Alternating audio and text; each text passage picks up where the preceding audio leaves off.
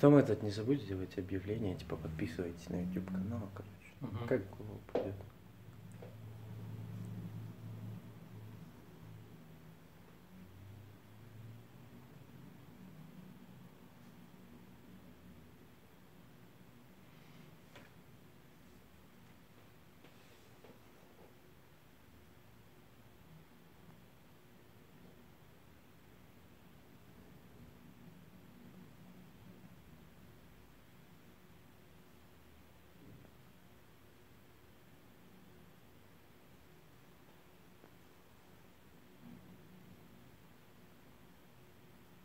Рамазан давно уехал?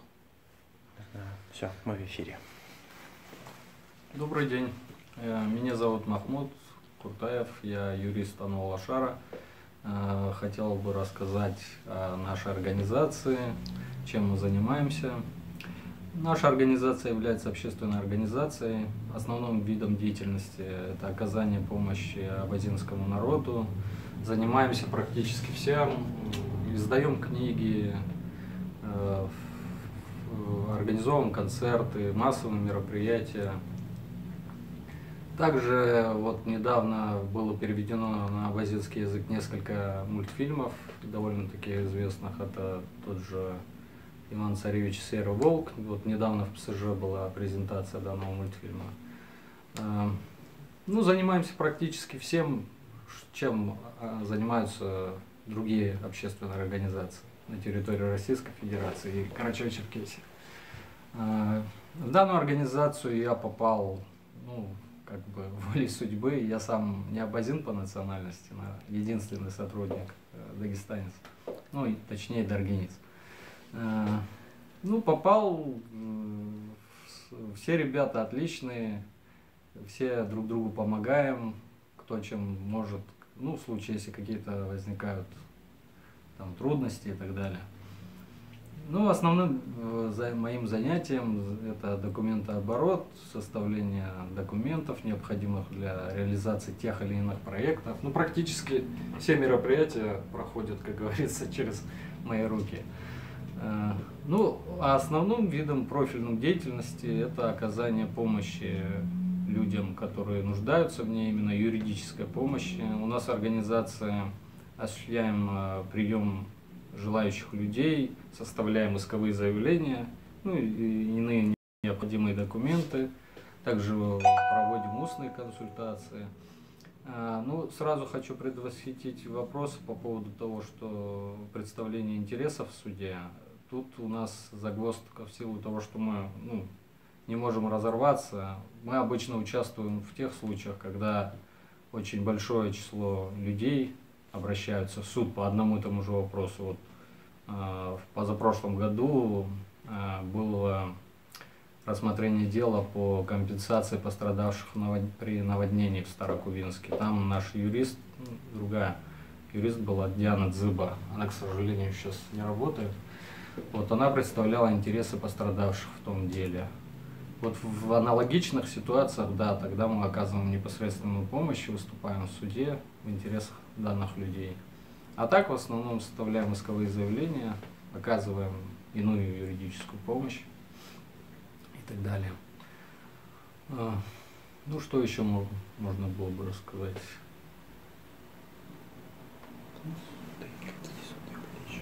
Еще мы оказывали помощь также администрациям сельских поселений абазинских. Вот где-то около года тому назад к нам обратилась администрация Старокувинска также. Там был спорный вопрос с соседним населенным пунктом по поводу земель. Мы оказали юридическую помощь частично благодаря этому. Данные земельные участки были возвращены. Но сейчас, в данный момент, опять по этому же поводу вот будет судебное заседание. Там я буду тоже участвовать, буду помогать. Еще земели около Красного Востока, тогда тоже и путем через судебные инстанции и так далее, путем договоренности удалось вернуть тоже земли. Ну, сейчас, в данный момент, есть 4 судебных дела, по которым мы оказываем помощь. Но пока они не завершились, я более так подробно не могу рассказывать, потому что они только 3 из них на стадии, на начальной стадии, одно, ну, как бы в самом разгаре. И пока, когда оно завершится, неизвестно, поэтому пока я об этом не буду рассказывать. Также призываю всех зрителей, в случае, если у них какие-то затруднения возникнут, оказание юридической помощи бесплатно, обращайтесь к нам в офис.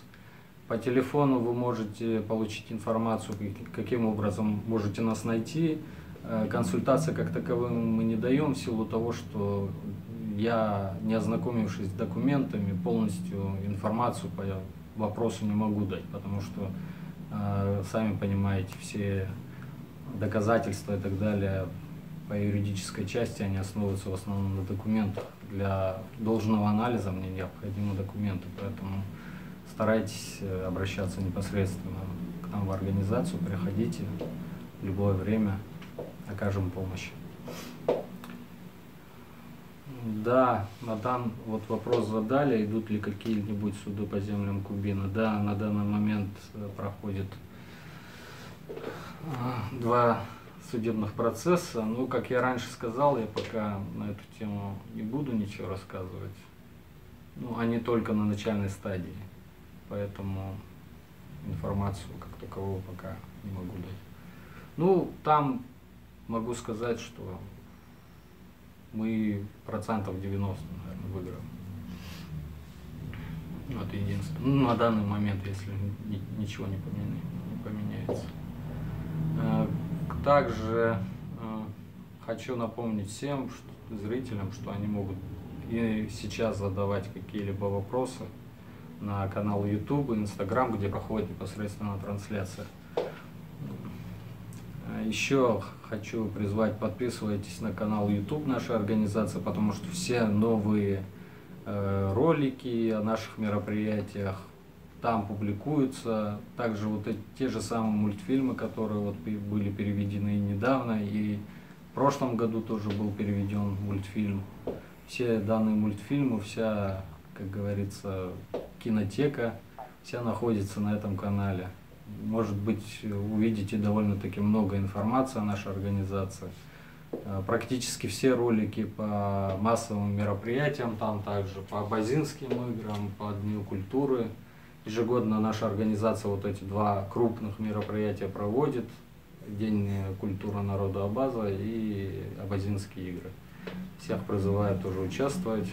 Если может кто-то не слышал, хотя я думаю, что, наверное, хотя бы жители Черкесска точно, наверное, слышали об этом мероприятии, как Дни культуры народа Абаза. Мы его каждый год проводим. Так. Ну, жду от вас вопросов. Так, тут вопрос о законе о малочисленном народе. Сам закон, он принят, да, в отношении абазин, и абазины признаны малочисленным народом, но существует такой документ, как приложение к закону, где прописаны места проживания. И именно населенные пункты, которые считаются историческим местом проживания, компактным местом проживания малочисленных народов. К сожалению, абазинские села туда не включены. В результате получается парадоксальная ситуация. С одной стороны, абазины признаны малочисленным народом, с другой стороны, они в силу того, что данные населенные пункты не вписаны в это приложение, они воспользоваться не могут этим, потому что в законе о защите малочисленных народов там прописано, что признанные места проживания, земельные вопросы и так далее, они регулируются несколько иным образом. Допустим, те же массовые какие-либо застройки, либо строительство крупных объектов проходит только путем референдума в данном населенном пункте. То есть, помимо того, что, допустим, те же власти региональные, даже если разрешение дали, без проведения референдума эти работы не могут быть произведены. В результате получается так, что вот, допустим, те же самые спорные земельные вопросы. Если бы эти населенные пункты были вписаны, то тогда уже данные вопросы было бы более легче, как говорится, разрулить, потому что в силу того, что сам по себе Авазинский район, он относительно недавно был организован, а раньше в свое время эти земли были отданы там тем или иным путем кому-то, сейчас на данный момент их как-то вернуть очень затруднительно. Так, что еще? Сейчас на данный момент наша организация, мы непосредственно Алашара и другие абазинские организации стараемся как-то, каким-то образом добиться того, чтобы вот в этот перечень мест проживания малочисленных народов были внесены аулы, где компактно проживают абазины. Ну, это вопрос и законодательный, на законодательном уровне, и через административный ресурс. В этом отношении мы неоднократно обращались в правительство Карачаево-Черкесской Республики. Со своей стороны они чем могли, помогли. Но пока на данный момент именно с федерального правительства мы пока не получили никаких должных ответов. Пока на данный момент еще этот закон должным образом не работает. Но мы всячески стараемся, прикладываем все усилия для того, чтобы этот закон заработал наконец-то. Так, жду еще вопросов.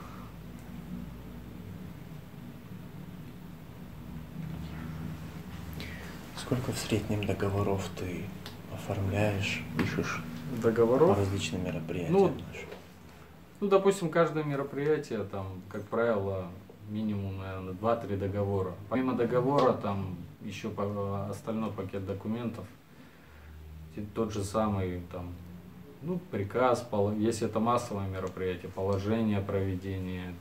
Данные документы, допустим, те же самые положения о проведении мы публикуем на наших интернет-ресурсах.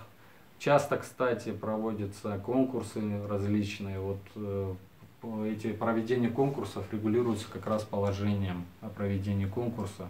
Вот сейчас в данный момент отдел «Семья и дети» проводит конкурс на лучшие работы «Мое родовое древо».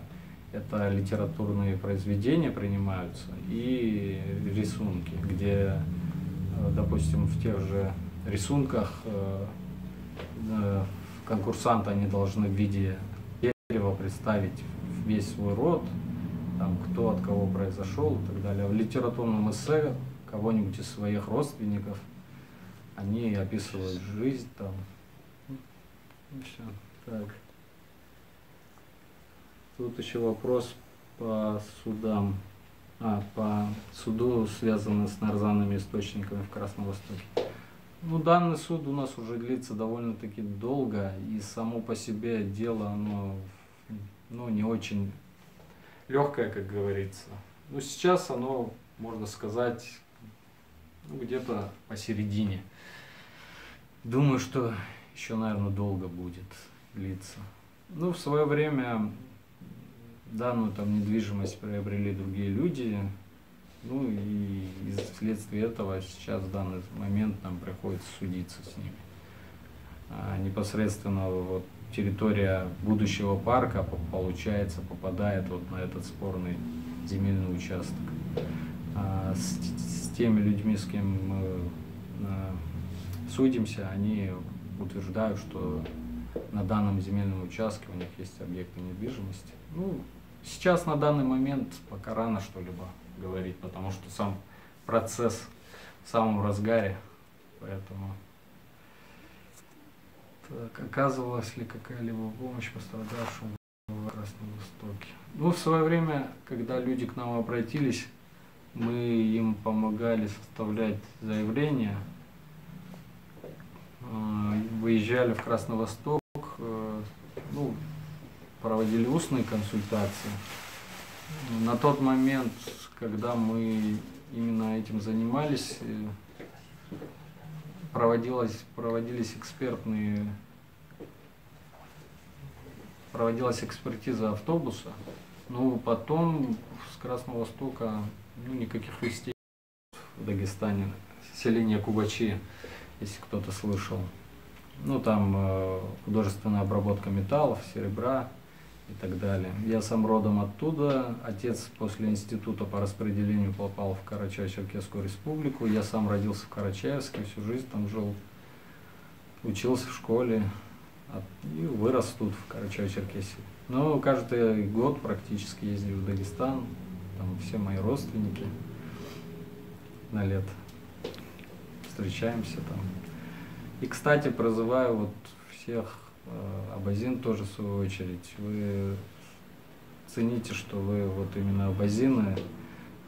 Как говорится, сила России в том, что у нас очень много народов, именно в этом сила России, потому что мононациональные государства, они, ну, в силу того, что они не имеют опыта общения как бы с представителями других национальностей, они менее мобильны в этом отношении, меньше как бы находят какой-либо общий язык с другими людьми. А когда много национальностей, вот, допустим, Дагестан, как-то вот именно межнациональных конфликтов так, ну, очень мало было, может, в силу этого. И именно вот когда люди свою национальность поддерживают, знают, именно стараются свой язык сохранить. Вот у нас, допустим, тоже вот в Кубачах, так как мы официально не признаны как бы отдельным народом, хотя у нас язык свой, у нас в школе не обучают нашему кубачинскому языку, писать не учат, но мы как-то стараемся свой язык сохранить.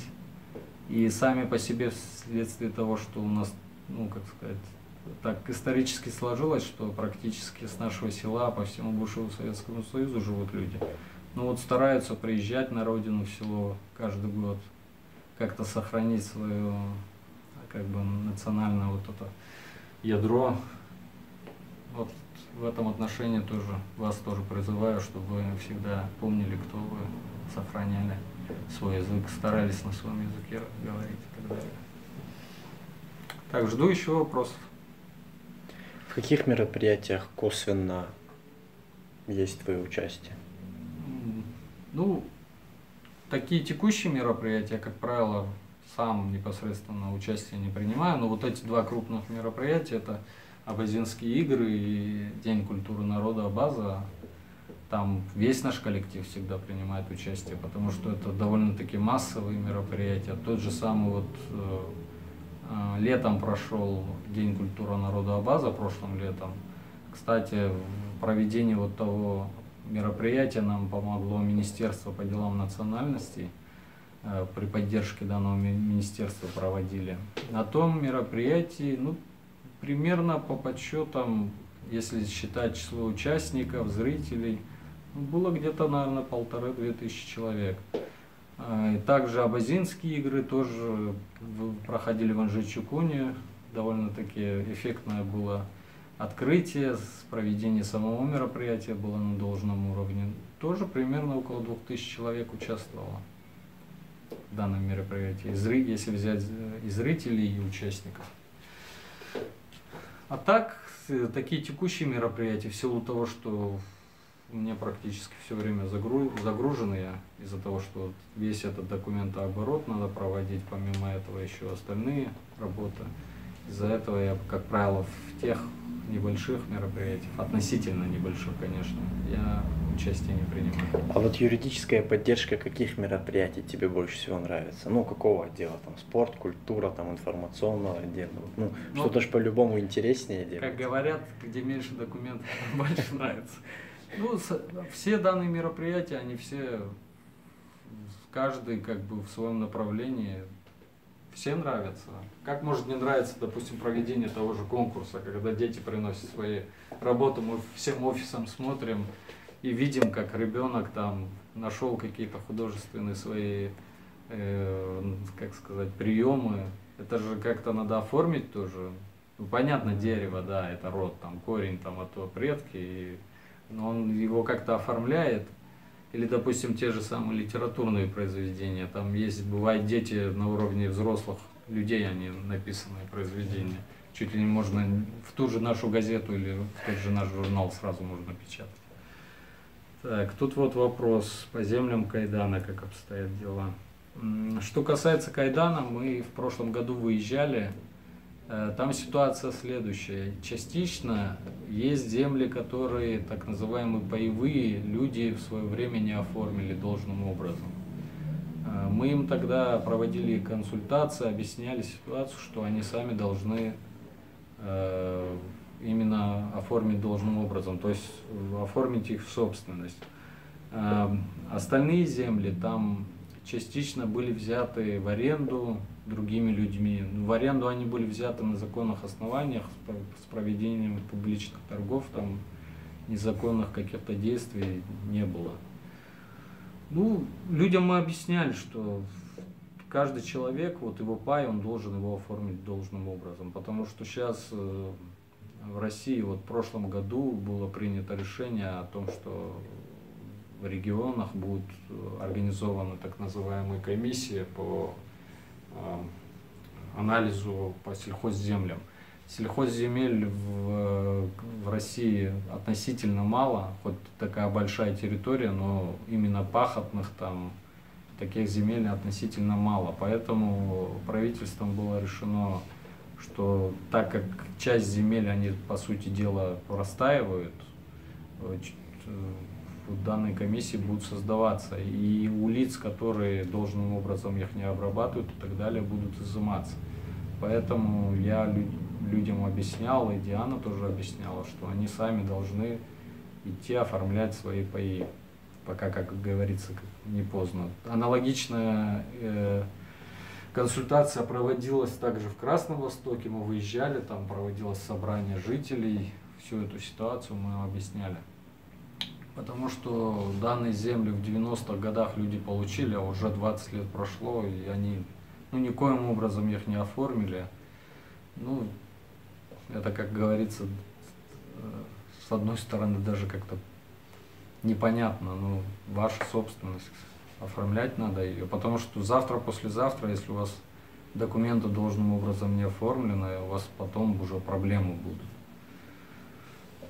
Пока есть возможность, надо оформлять.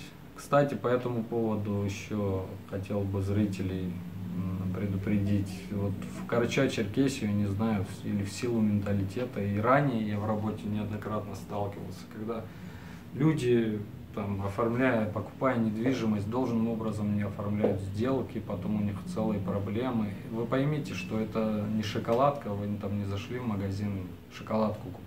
Вы покупаете дом, либо земельный участок. Это данные недвижимые вещи, они стоят довольно-таки серьезных денег. Вы должным образом, если данные сделки не оформляете, вы рискуете потом потерять и участки, и те же самые дома, и те же самые деньги. Потому что потом, как вы докажете, что действительно сделка была, если вы там договор не сделали, не переоформили его на себя. Ну вот в силу менталитета, может, нашего, довольно-таки часто это встречается. Так, еще вопрос. Что вы знали об организации, что ожидали, когда устраивались в Волошару, и оправдались ли ваши ожидания? Я, если честно, до того, как устроился в Волошару, я именно общественными организациями в КЧР не интересовался. Там так ситуация сложилась. Ну, решил посмотреть, попробовать, увидел объявление, пришел на собеседование, прошло собеседование. Ну, потом через какое-то время мне позвонили, предложили, вот, давайте заключим с вами договор. Ну вот, и с тех пор 2 года я уже здесь работаю. Что же дали, когда устраивались в Волошару? Ну, что может человек, который на работу устраивается, ждать? Интересную работу. Кстати, довольно-таки большой опыт данная работа мне дала. Я, если бы, допустим, сюда не устроился бы, я, наверное, такого опыта не получил. Наша организация занимается таким широким спектром, что, наверное, тут в Карачаево-Черкесии, может быть, даже ни в одной другой организации столько опыта не получишь. Так, ну что ожидали, и по этому поводу я объяснил. А оправдались ли ваши ожидания? Ну, не то, что оправдались, наверное, даже больше, чем ожидания. Обычно коллектив-то у нас, ну, с одной стороны, кому-то может показаться и небольшим, но 15 человек, каждый своя личность, у каждого свои, как говорится, черты характера и так далее. Ну, вот в данном коллективе мне понравилось. Все всегда друг друга поддерживают. Никогда не бывает, что там друг другу там что-то чем-то там мешали, либо там как-то не по делу критиковали. Критика тоже, это понятно. Когда она по делу, она именно благотворно влияет. А когда не по делу, это уже другой вопрос. Вот именно в данной организации, что мне понравилось, если даже есть какая-то критика, ну, критика по делу, и тут же эти же самые люди предлагают помочь в том или ином. И практически, я, наверное, скажу, что любой наш сотрудник, когда какое-то мероприятие проводит, и ему всегда остальные сотрудники помогают. Нету такого, наверное, ни у одного сотрудника мероприятия, где бы он чисто сам данным мероприятием занимался. Так, как сказал, ожидания не то, что не оправдались, а даже больше, чем оправдались. Так, тут еще вроде сейчас вопрос будет.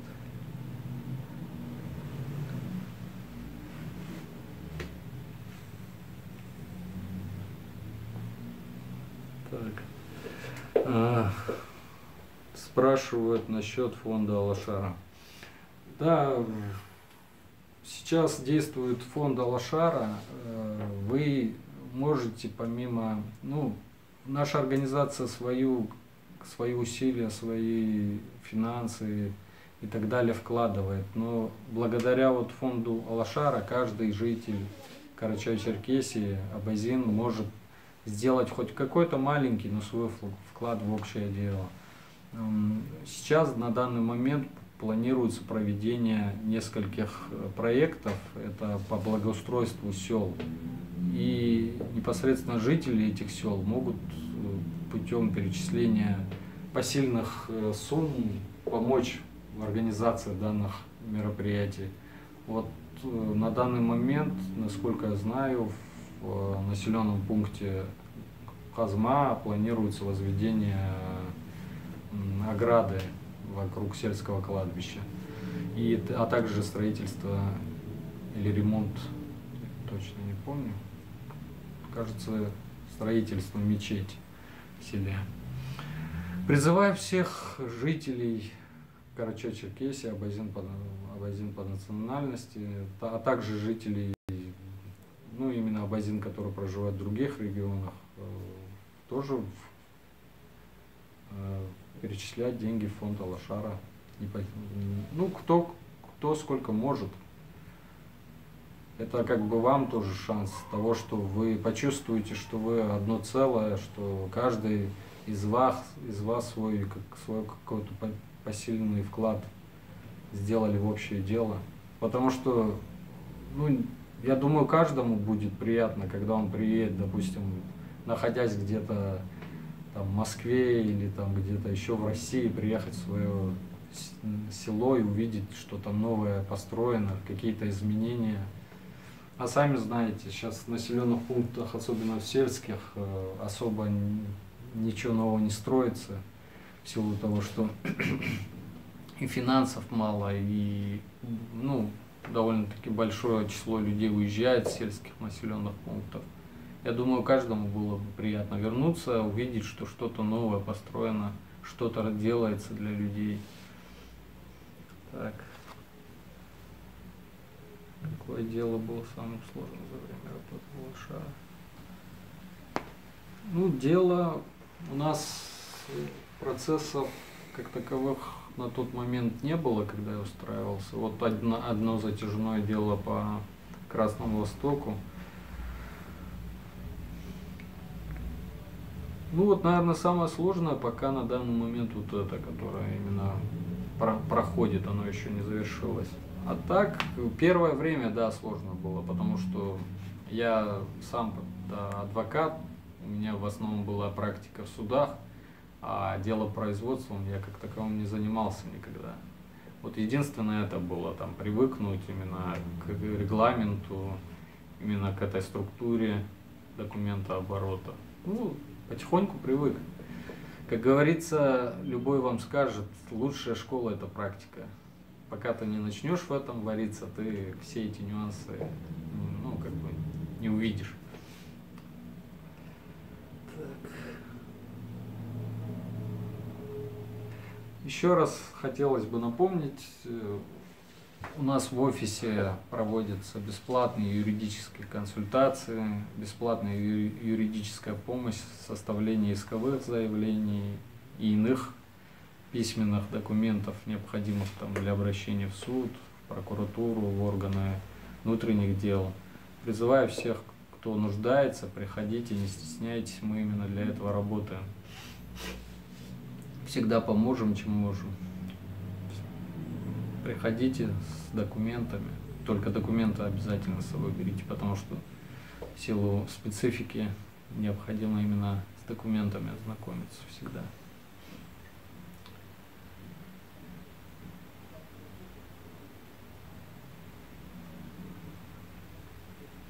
Ну, жду еще вопросов.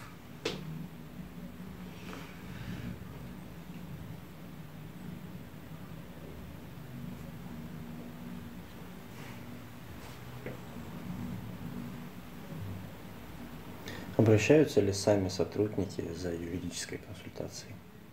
Конечно, в случае, если у них какие-то возникают ситуации, где необходима юридическая помощь, конечно, обращаются. Всегда стараемся помочь.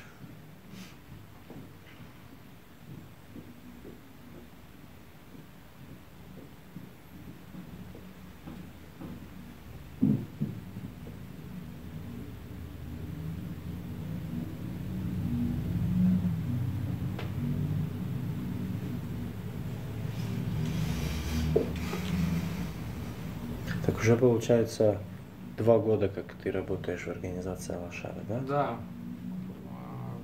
Вот в феврале 2 года было. Я в феврале 16-го года начал работать. Вот в феврале было уже 2 года. Ну, потихоньку. Вначале, да, трудно. Потом ты уже как бы на рельсах, уже знаешь на автомате, какие там документы, где что надо. Легче становится. Ну, у нас в силу того, что с одной стороны легче, с другой стороны у нас мероприятий количество больше становится, и как бы нагрузка остается та же.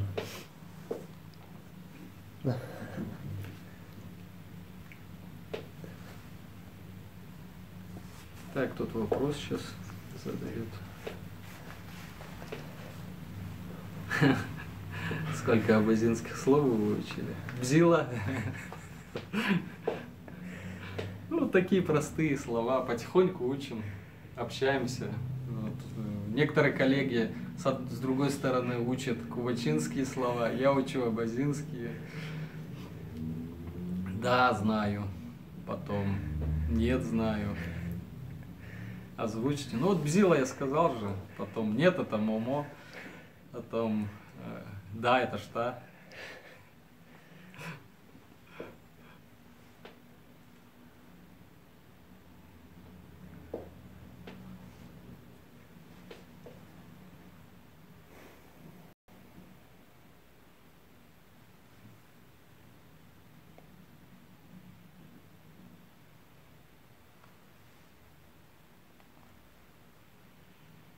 Кстати, в начале трансляции я говорил, что раньше у нас был еще один юрист, Диана, но, к сожалению, она ушла там, по семейным обстоятельствам. На данный момент, наверное, нигде в Карачаево-Черкесии такого опыта не получите. Если вам нужен опыт, достойная заработная плата, приходите, обращайтесь. Зайдите, пожалуйста, на Авито, там есть наше объявление, все требования там указаны. Надо будет составить резюме, направить на почту нашему руководителю, там в объявлении это все есть, номер телефона для справок. Призываю всех, приходите, ждем. И как раз у меня меньше нагрузки будет. А то на данный момент я сейчас один тут. По каким критериям вы выбираете основные? По каким критериям выбираем? Ну, один из критериев это, конечно, опыт. Ну, в силу того, что, как я сказал, у нас довольно-таки широкий спектр работы. Ну, человеку, который без опыта, ему очень трудно будет, ну, как сказать, человека брать, а потом, если вдруг он не сможет справиться, тоже, с другой стороны, никому не хочется потом человеку говорить, вы нам не подходите, поэтому нам именно люди опытные нужны. Нужны люди, у которых, как говорится, соображалка работает, потому что ни один юрист никогда в жизни он все законы наизусть не может знать. Он должен знать, в каких направлениях ему двигаться, потому и вопрос. Это, конечно, понятно, в интернете все можно найти. Но если вы не понимаете, в каком направлении вам двигаться, где, как говорится, копать, вы этого не найдете. Поэтому именно люди нужны с опытом, у которых, как я сказал, соображалка работает. Контактные люди нужны, мобильные, которые могут. У нас в силу работы приходится часто выезжать, по той же республике. Озвучил основные критерии. Так, еще тут вопрос. Как вам работает с абазином? Отлично работается. 2 года же работаю. Отличные ребята. Это вопрос такой странный, как с абазинами. Нету какой-то черты у того или иного народа. Все люди разные. Все зависит от конкретного человека даже, а не от национальности. Я бы не сказал, что там какая-то черта присуща одному или другому народу. Жду еще вопросов.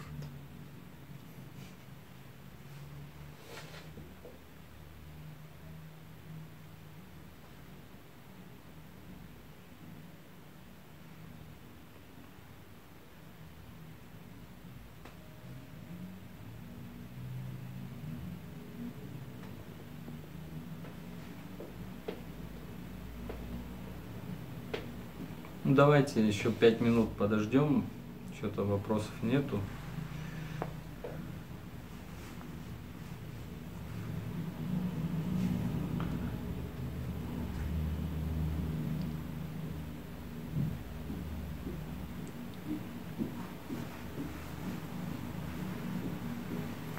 Чисто такой статистический вопрос есть. Представители какого пола по большей части на юридическую консультацию приходят? Мужчины или девушки? Чаще, наверное, женщины в основном. Там это по большей части, что женщины обращаются, связано, довольно-таки часто сейчас в современном обществе браки распадаются по этому вопросу. Может из-за этого. И может в силу того, что большая часть, наверное, у нас в Карачаево-Черкесии женщины в основном дома, домохозяйки. Мужчины работают, времени нету, может из-за этого, я не знаю. Но по большей части именно женщины больше обращаются. Еще раз хочу напомнить, подписывайтесь на канал, в Инстаграм наш, на наш канал на Ютубе. Все новости практически там можете узнать. Где-то года 2 тому назад мы, когда проводили мероприятие День культуры народа Абаза, и развешивали афиши, и вроде бы и на телевидении проходило. И кто-то звонил к нам, и от меня они узнали, что проводится вот такое мероприятие. Я людям объяснил, вот у нас канал есть, все, следите, там все новости наши. Там за несколько месяцев мы объявление публикуем, что какое-то мероприятие будет проходить. Также призываю подписывайтесь на наши странички в интернет-ресурсах, потому что там тоже объявления о тех же конкурсах. Разве не любому человеку приятно будет какой-то приз получить? Мы практически каждый месяц какие-то мини-конкурсы проводим, либо более крупные конкурсы. Сейчас на данный момент в нашей газете «Алашара» тоже проводится конкурс. Там задаются вопросы в виде ребусов. И в случае, если вы ответите правильно, тоже вас ждут призы. памятные. Ну, больше вроде вопросов нету. Все, можно, в принципе, прощаться, да. Спасибо всем зрителям. Еще раз призываю, подписывайтесь на наши каналы, в наши интернет-ресурсы, интернет-страницы в соцсетях. И кому будет нужна юридическая помощь, пожалуйста, обращайтесь к нам в офис. Всем до свидания. Спасибо.